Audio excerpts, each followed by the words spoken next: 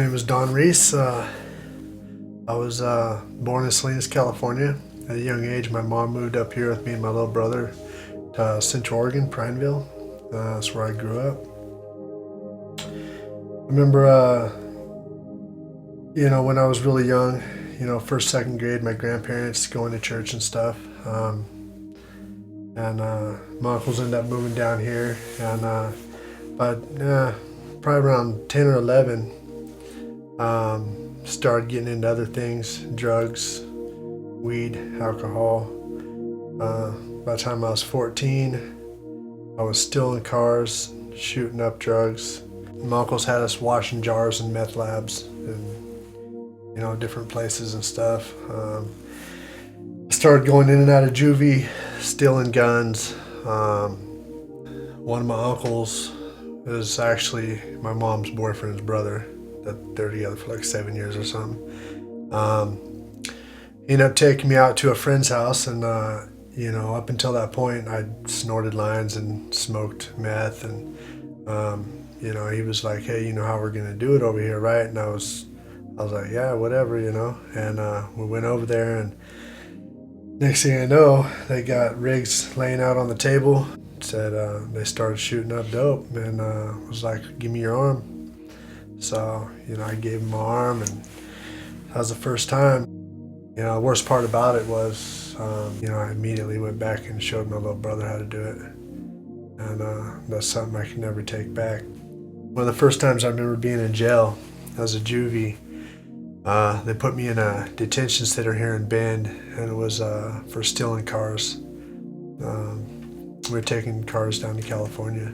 When I got back to Oregon, of course, my mom told my probation officer, he's back in Oregon. A good mom does, right? And so they sent me to detention, and I remember it was like, when I went in, it was like, everything was cold and metal. And we were sleeping on concrete slabs. And I'm sitting on my bed, and I just realized that I'm in this room and I can't get out.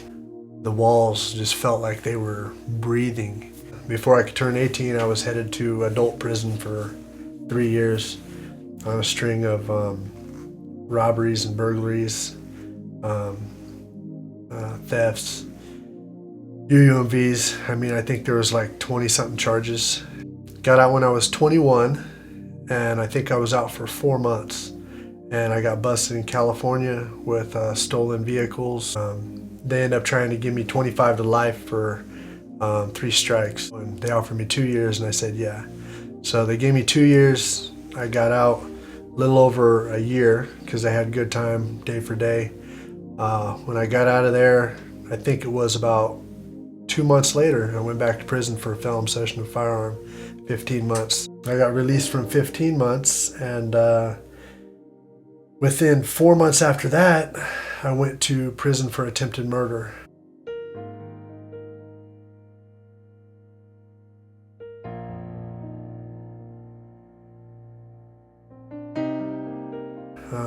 They gave me 7 years. I got released at the age of 32. There was a guy that I had a girlfriend, and she was pregnant. And while I was in California penitentiary, I heard that he was giving her meth. And so when I got released, I knew that something bad was going to happen to him. And one day I just ran across him, and he ended up getting shot in the stomach, and they ended up trying me for attempted murder. They couldn't prove it was intentional, so they gave me 7 years for assault in the second degree.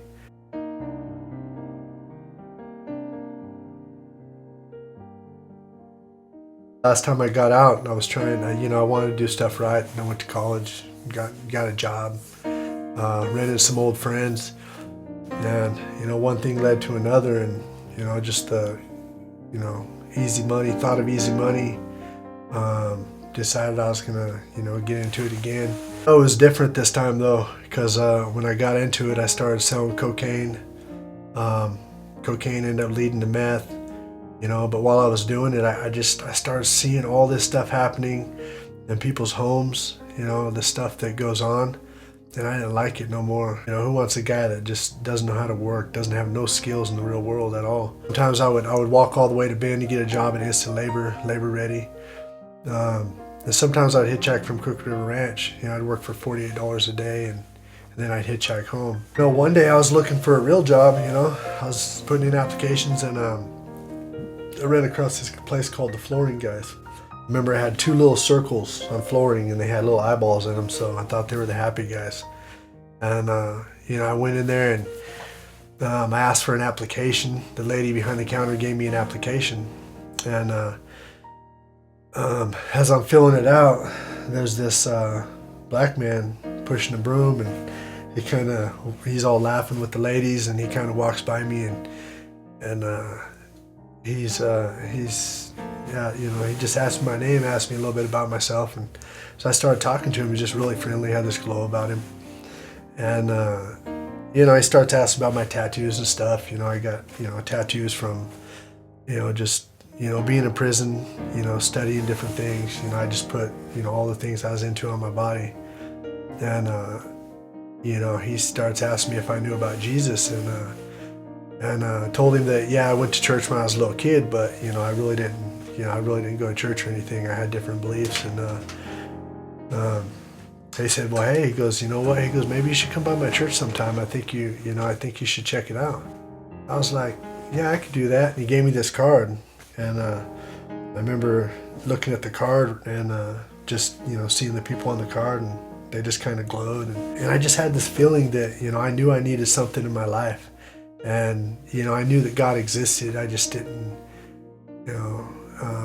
I thought it was all about me, Anyways, one day I showed up at this church, and when I went in, it was just, it was full of people, just, and it was different, because when I went to church, it was a Baptist church, and it was all, mostly white folks. I remember sitting in the back row, and I'm watching these plays, and a couple of people greeted me. I remember seeing Stan and his wife, and he gave me a hug, and he said, thank you for coming. And I was like, yeah, thank you. Anyways, I remember these kids dancing in the aisle. One I come to know later is Christopher, which was Pastor's son. And it was just really cool, because everybody was just being alive, and they were singing and dancing and hugging. And, as they're doing this, there's this cross on the stage, and it has like this red blanket on it, or like a cloth thing that hangs. And I was looking at it, and it floated in the air. And as it floated in the air, I started just thinking about all these things in my life, the things I've experienced, the things I've done, and it just started floating out. Just all the stuff I started hating about selling drugs, doing drugs, about being around people like that. All the things I started hating just started floating up. It was something inside me just broke, because, it's just a lot of the things were things that, I wouldn't want nobody to know. Just, I wouldn't want nobody to experience or see those things, or even know those things. I remember James coming up and, talking to me and shaking my hand, giving me a hug. And so towards the end of church, I started to leave, and I remember a man named Josh that came up and said, if I ever need anybody to talk to give him a call. And he gave me his number. I remember asking this girl named Shawnee if I could take her out, and she smiled and she said yeah. And I was thinking, I can, because I remember telling God my intentions are right. I'm not here for any wrong things. And I remember thinking,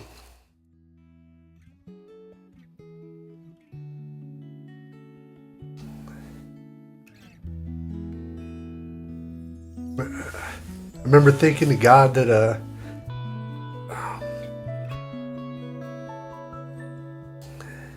I could be friends with this person, that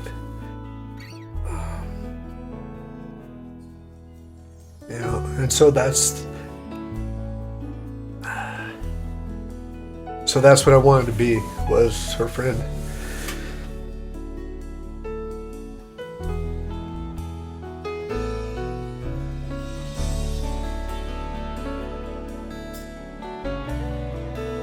I think it was probably about 4 months after I met my wife, and I asked to be baptized, and I remember being up on the stage, and they dunked me in the water, asked me some questions about Christ in my life, and I remember coming out, and I remember Pastor Arthur asking me, how I felt and if I'd like to say anything.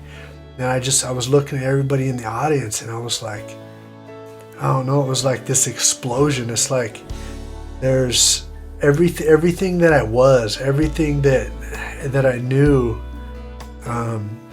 wasn't coming with me. Since then, I've gone through all kinds of changes. I've learned how to love. I've learned how to let people care about me. The best part today is knowing that I get to watch my son, grow up. He's gonna look back and he's gonna say, "Yeah, my dad was always there for me. He was there. He everything he did was so that I could have a good life." And and my wife is awesome. She's the most dedicated woman that I've ever been with. I love to worship. The first worships I went to, I couldn't lift my hands. I was embarrassed. Today, embarrassment is the last thing in my mind. The biggest thing is, when you come to Christ, just trust Him.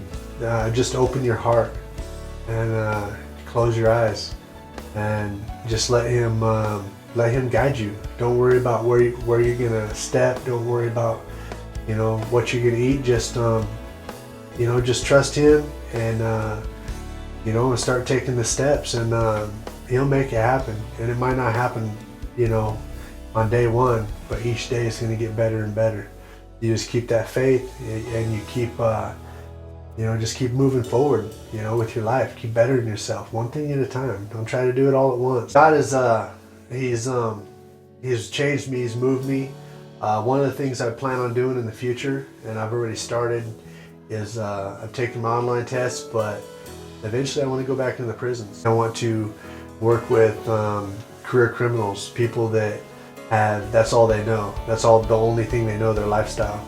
And they don't know anything different, and I want to bring them God. I want to teach them something different. I want to share with them how to integrate into society and be productive. Teach them that there's love on the other side of that wall. That it doesn't have to be a revolving door. Slowly but surely as I work, I'm taking the steps to do that, and it's going to happen in my future. My name is Don Reece, and that is my testimony.